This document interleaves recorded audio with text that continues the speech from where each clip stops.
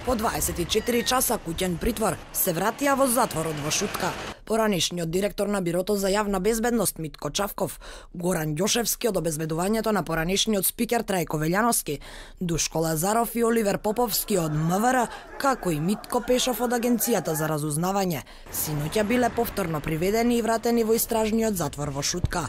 Кривичниот суд им одреди нов 30-дневен притвор. Кривичниот совет на Одделението за организиран криминал и корупција при Основниот суд Скопје 1 Скопје, постапувајќи по предлог на основното јавно обвинителство за гонење на организиран криминал и корупција за определување мерка притвор, донесе решение со кој делумно го уважи предлогот на обвинителството и им определи мерка притвор во траење од 30 дена поради постоење на основано сомнение дека сториле кривично дело терористичко загрозување на уставниот поредок и безбедноста. Чавков и останатите приведени имаат право на жалба до апелација.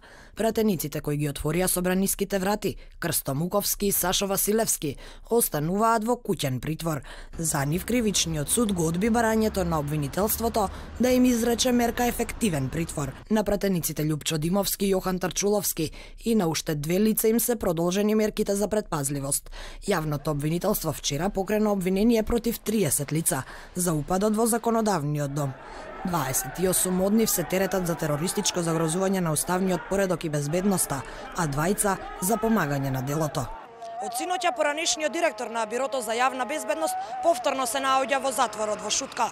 Според обвинителството, тогашниот шеф Митко Чавков и началниците Душко Лазаров и Митко Пешов, иако имале обврска, не издале наредба за испраќање специјалци, ниту за евакуација на пратениците и новинарите чии животи беа загрозени.